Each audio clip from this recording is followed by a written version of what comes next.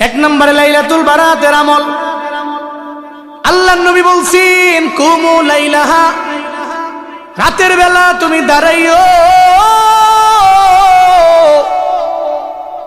ওই রাতে তুমি আল্লাহর কুদরতি পায়ের সিজদা দিও। ওই রাতের বেলা তুমি আল্লাহর কুদরতি পায়ের মধ্যে সিজদা দেওয়ার জন্য মসজিদে যাও, অথবা তুমি ঘরে পড়ো, নফল পড়ো, নফল নামাজ পড়ো। আল্লাহর দরবারে বলো রাতের বেলা দাঁড়াও। যেমন মুমিন বান্দার একটা গুণ আছে, আল্লাহ পাক সূরা ফুরকানের মধ্যে এই ব্যাপারে গুণের ব্যাপারে জানায়া দিলেন। আল্লাহ সূরা ফুরকানের 64 নম্বর আয়াতের মধ্যে বললেন ওয়াল্লাযীনা ইয়াবিতুনা লিরাব্বিহিম সুজদাও ওয়া কিয়ামা। চিল্লা জোরে করে পড়েন আল্লাহু আকবার।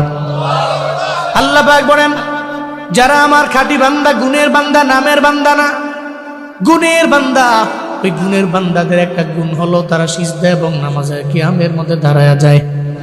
সিজদা এবং নামাজের মধ্যে দাঁড়ায়া থাকে লম্বা সময় লাগাইয়া, সিজদার মধ্যে গেলে পড়েই থাকে।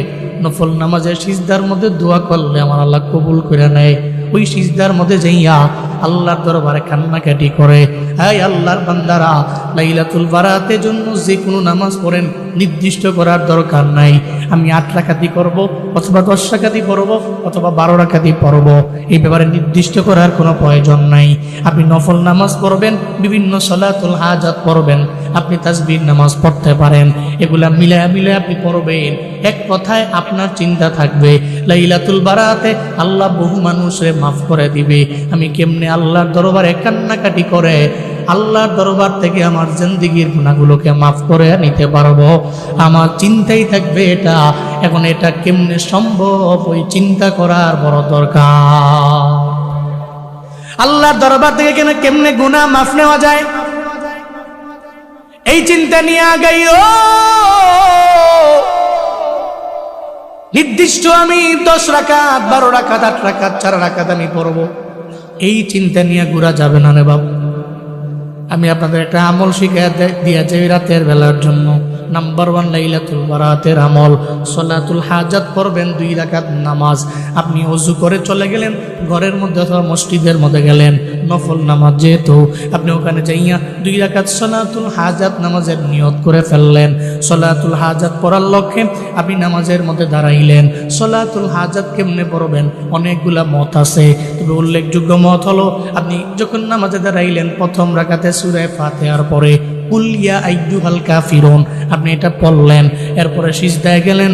আপনার আরবি জানা নাই, ফার্সি জানা নাই, উর্দুও জানা নাই, কিন্তু বাংলা তো জানা আছে। এই মুমিন মুসলমান, আমায় বলেন না, আল্লাহ তো আরবি জানে, ফার্সি জানে, উর্দু জানে, সবই জানে। আল্লাহ কি আমার মাতৃভাষা বাংলা কি জানে না? আল্লাহ তো বাংলাও জানে। আল্লাহর দরবারে আপনি বলবেন ও আল্লাহ, আমি ঝামেলায় পড়ে গেছি, আমার সংসারে বড় অভাব, আমার অভাব তো দূর হয় না, আমি ঋণগ্রস্ত হয়ে গেলাম, ঋণ মুক্ত হই না। ও আল্লাহ, তুমি ঋণগ্রস্ত রেখে আমার কবরের মধ্যে নিও না রে আমার আল্লাহ। আল্লাহর দরবারে সালাতুল হাজাতে সিজদার মধ্যে যাইয়া আল্লাহর দরবারে বলতেই থাকবেন। এরপরে আবার সিজদা থেকে আপনি আবার দাঁড়ায় গেলেন, ওখানে যাইয়া আপনি সূরা ফাতিহা পড়লেন, আবার পড়বেন সূরা ইখলাস, যেটা কুল হুয়াল্লাহ সূরা। কুল হুয়াল্লাহ সূরাটা পড়ে আবার সিজদায় গেলেন, ওই সিজদার মধ্যে গিয়ে আল্লাহর দরবারে বলতেই থাকলেন। আবার 2 রাকাত নামাজের সালাম ফিরাইয়া আল্লাহর দরবারে মুনাজাত করবেন।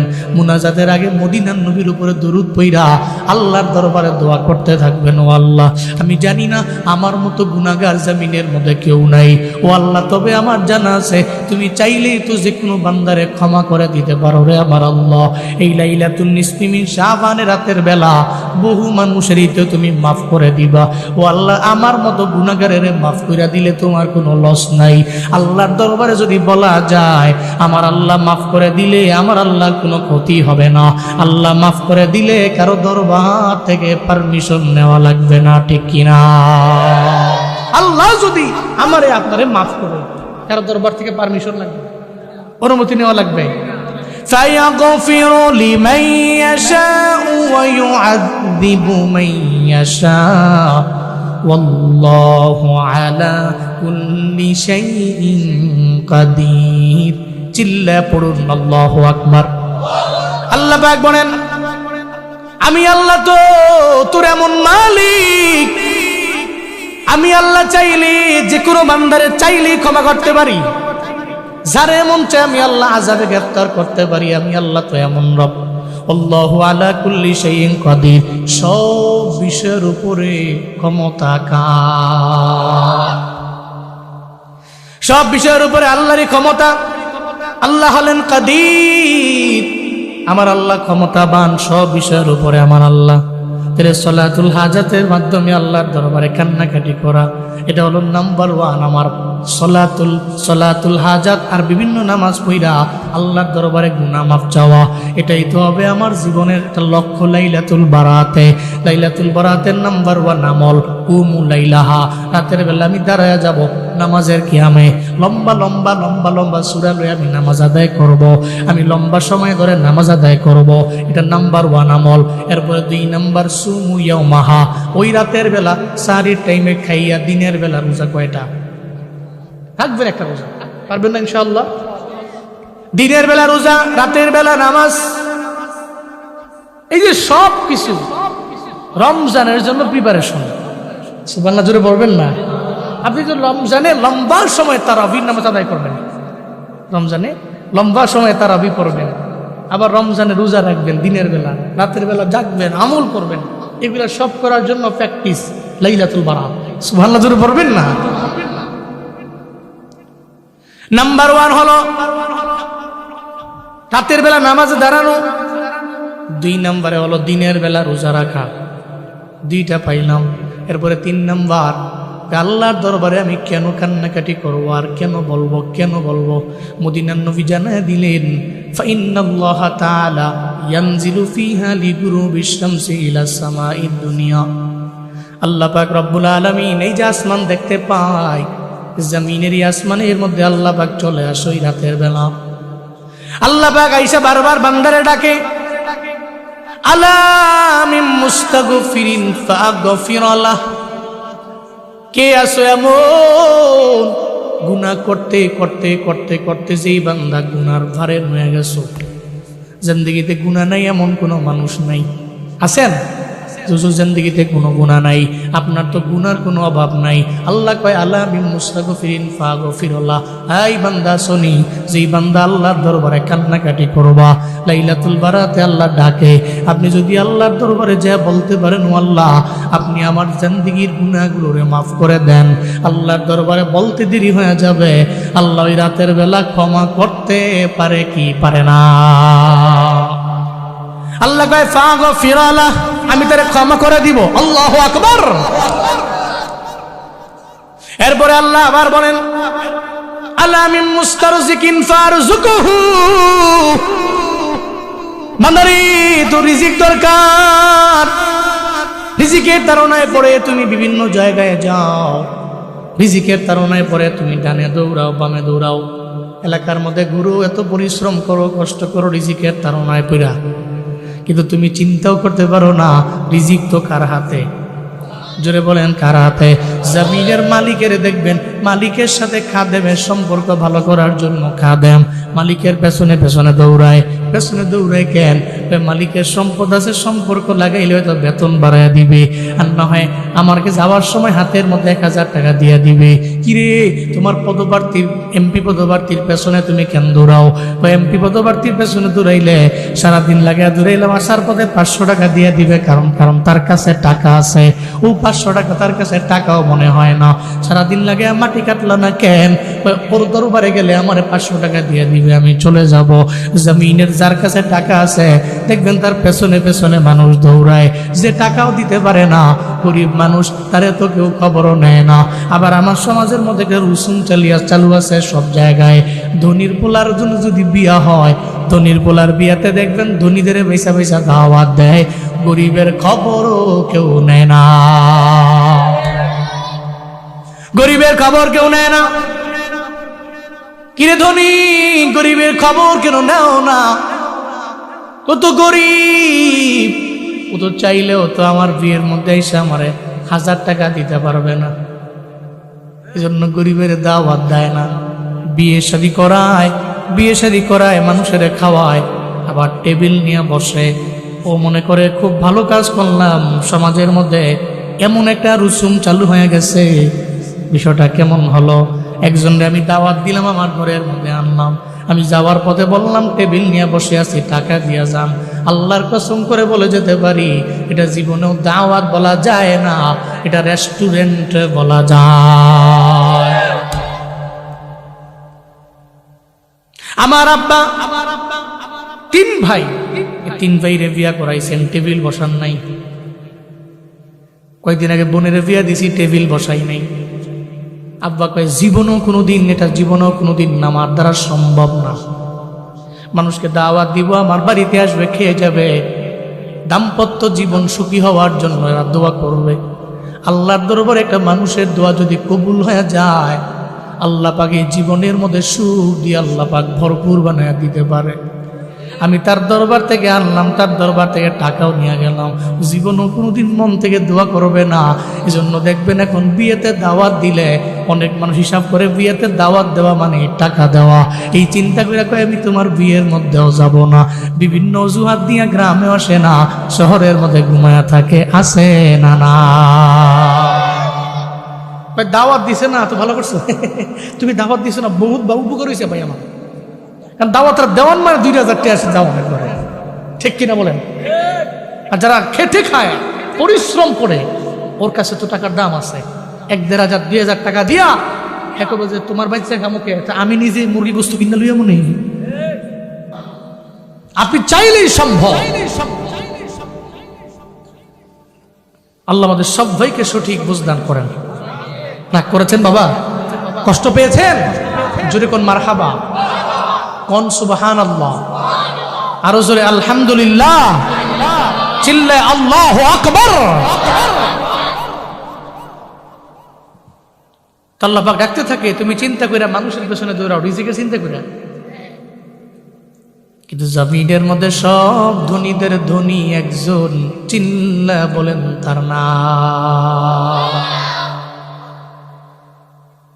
আল্লাহ চাইতে কেউ ধনী না। কিরে গরিব, ধনীর পিছনে কেন দৌড়াও? টাকার জন্য দৌড়াই। টাকার জন্য তুমি ধনীর পেছনে দৌড়াইও না। এই ধনীরে যিনি ধনী বানাইছেন, আল্লাহ চাইলে তোমাকেও অল্প টাইমে ধনী বানাইতে পারে কি পারে না?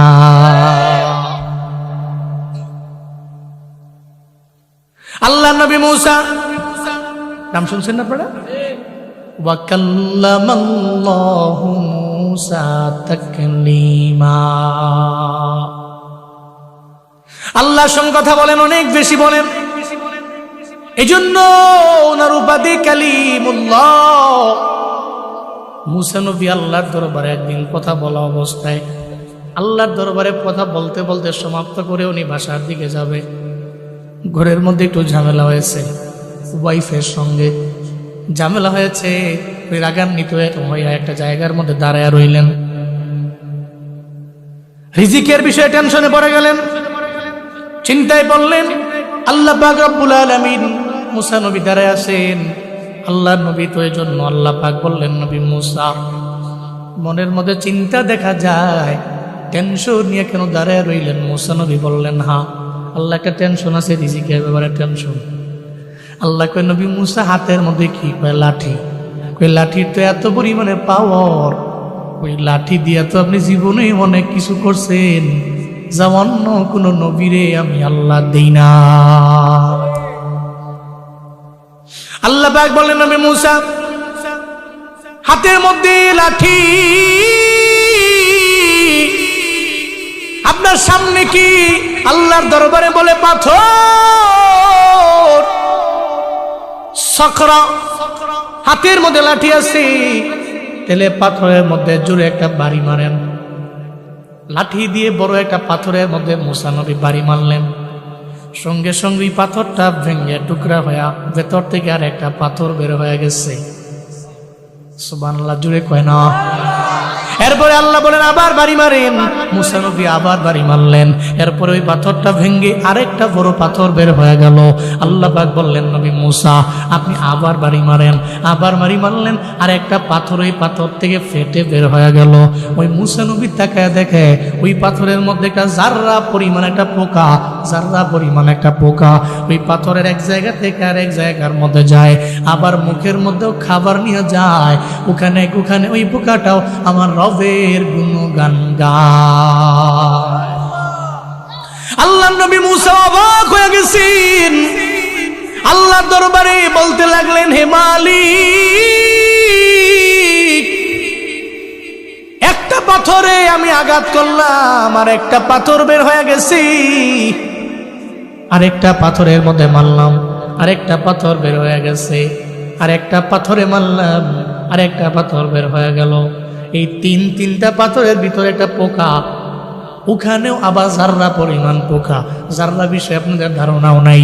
জাররা কি? জাররা আপনি খালি চোখে জীবনও কোনোদিন দেখতে পারবেন না রে বাবা। জাররা একটা বালুকণারে 70টা ভাগ করলে ওইটার একটা জাররা। সুবহানাল্লাহ কয় না? ওইটা জাররা। এই জাররা পরিমাণ একটা প্রাণী আবার মুখের মধ্যে খাবার নেওয়া যায়। কার গুণগান গায়? কার গুণগান? এলাকার লোকেরা মনে করে যেহেতু আমি ফজরে যাই না, আল্লাহর গুণকীর্তন আমি করি না, আল্লাহর গুণগান আমি গাই না, মনে অন্য কেউ মনে হয় রবের গুণগান গায় না। ও তো জানেও না, ও আরামের বিছানা পাইয়া 3টা পর্যন্ত মোবাইল চালায়। এই যে নৌজওয়ান বউ আছে, ফজরের নামাজ পড়ে না, গত 1.5 মাস 3 মাস ফজরের নামাজ কয়টায় মসজিদের মধ্যে হয় ও জানেও না। ও নামাজ ঘরেও পড়ে না, মসজিদের মধ্যেও আসে না। 3টা 4টা পর্যন্ত নাটক দেখা, সিনেমা দেখা, একটা পর্যায়ে গান হেডফোন লাগাইয়া রাতের বেলা ঘুমায়া যায়। ফজরের নামাজের দ্বারে কাছেও নাই, ফজর কোন সময় হয়ে গেল ও জানেও না। সারা দিন লাগাইয়া পাগলের মতো ঘুমায়। আবার সন্ধ্যার পরে মাগরিবের টাইমে বের হয়ে যায় বন্ধু বান্ধব লইয়া বিভিন্ন জায়গায় ঘুরে ফিরে। একজন মুরব্বী যায় কয় তুমি কি পড়াশোনা করো না? আমি কি পড়াশোনা করব, আমি তো TTCM পাস। কি পাস? টু কোম্পানির ম্যানেজার। TTCM পাশে বেড়ায়, কোনো কাম নাই, না দুনিয়ার না আখেরাতের কোনো বুঝি।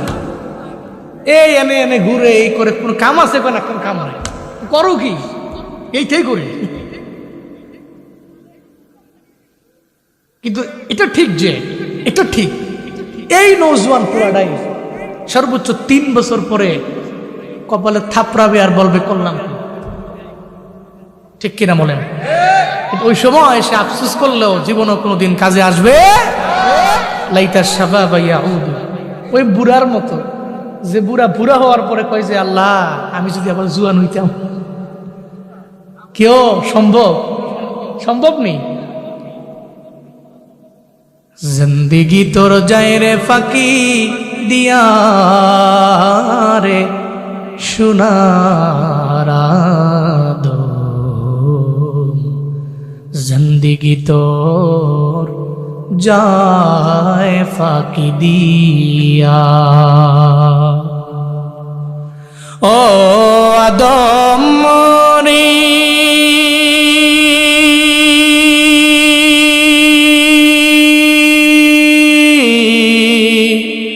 পাকে ধরিয়া গেছে দাড়ি, দন্ত আছে গোটাচারি, সমন জারি গিয়াছে করিয়া রে সোনারা দো,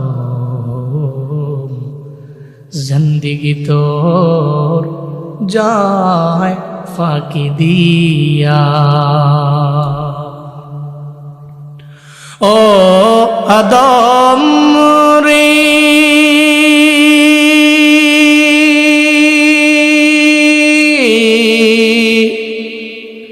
কামিনী রই কুলেতে কাল ঘুমেতে রইলি তুই, সারা নিশি কাটাইলি তুই ঘুমাইয়া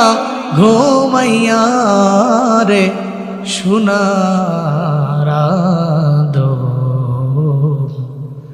জিন্দেগি তোর যায় ফাঁকি দিয়া, জিন্দেগি তোর যায় রে ফাঁকি দিয়া রে সোনার দোল, জিন্দেগি তোর যায় ফাঁকি দিয়া। কথা বলেন ঠিক কিনা? এই যেখানে মুরব্বীরা আছে, এক সময় জোয়ান ছিল, বডির মধ্যে শক্তি ছিল, পাওয়ার ছিল, আজকে তো দাড়িগুলা পেকে গেছে। চাইলেই তো গরুর হাড্ডি একটা প্লেটের মধ্যে দিলে কয়ে খাইতে পারবো না, দাঁত নাই, কয়ে আমার দাঁত নাই, এই কারণে আমি খাইতে পারবো না। এই চিন্তা করে দেখবেন উনি খায় না। এই নাতি তোমরা খাও, কারণ বয়স একটা সময় আমগো ছিল, ওই সময় আমরাও তো খাইলাম, কিন্তু এখন তো চাইলেও আমরা খাইতে পারি না, এখন চাইলেও তো আমাদের দ্বারা সম্ভব হয় না। একটা মানুষ সর্বাবস্থায় জুয়ান থাকে না, ডে বাই ডে মানুষ বার্ধক্যের দিকে চলে যায়। এই জুয়ানেরা, একটা সময় তোমরা মুরব্বী হবা, ওই সময় কপালের মধ্যে থাপড়া এলেও কোনো লাভ নাই। এই জন্য এখন থেকেই আমল করার প্রয়োজন আছে না নাই? কালকে থেকে করবো এটা বলার সময় নাই, এখন থেকে আমলের লাইনে আগাইও। আমল তো এখন থেকে পরে করব, এটা ভুয়া, ঠিক কিনা বলেন? কালকে থেকে করব, জীবনও কোনোদিন এটা আপনার দ্বারা সম্ভব না। আপনি জবান দিয়ে এটা বেরো করতে পারেন না। আপনি কালকে করবেন, পরশু করবেন, পরের দিন করবেন, জীবনও কোনোদিন এটা আপনার দ্বারা মানায় না। এই নজওয়ানের রাতে এখন থেকে আমল। বলতেছিলাম, ওই যে মুসা নবী দেখলো ছোট্ট একটা পোকা, জাররা পরিমাণ, তো উনি দেখছে কেন? বুঝেন নাই? উনিও তো নবী ছিলেন, তো মানুষ ছিলেন, উনি এই জাররা পরিমাণ পোকা দেখছে কেন? আল্লাহ পাক ওনাকে দেখার মতো সুযোগ করে দিছে। সুবহানাল্লাহ, জোরে পড়বেন না? আল্লাহ চোখে সে পাওয়ার দিয়ে দিছে যে আপনি জাররা পরিমাণ একটা পোকা হাঁটবে, আপনি দেখতে পারবেন।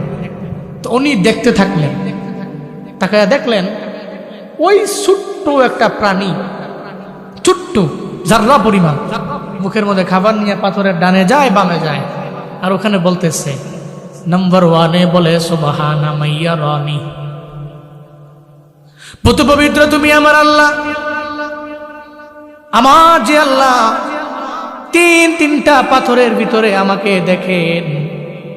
সুবহানা মাইয়া রানী, পুত পবিত্র রব তিনি তো আমারে দেখে, আমার রব আমার এই জায়গায় দেখে।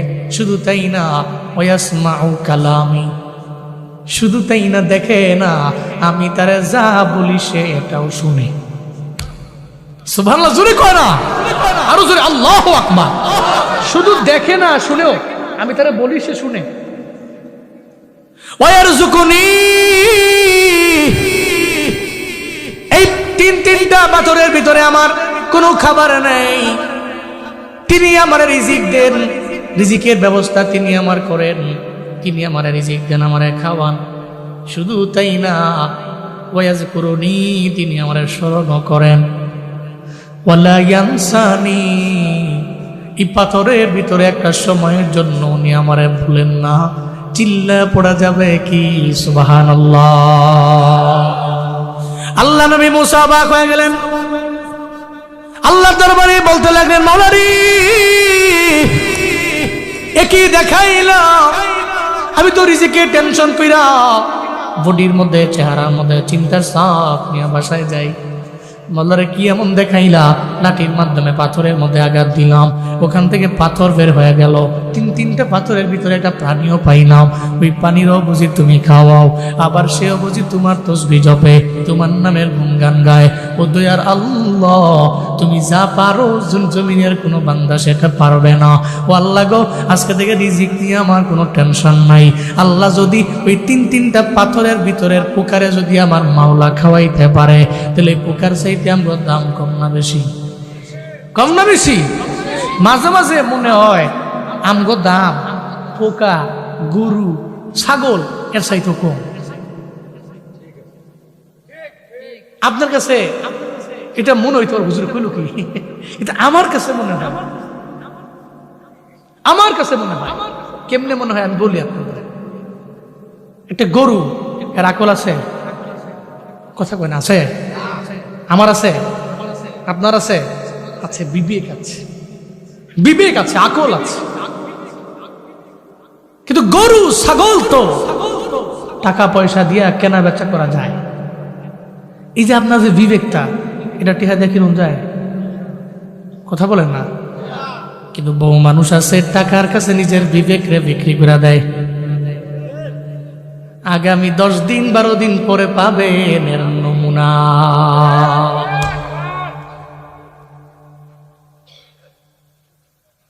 এই যে সামনে নির্বাচন,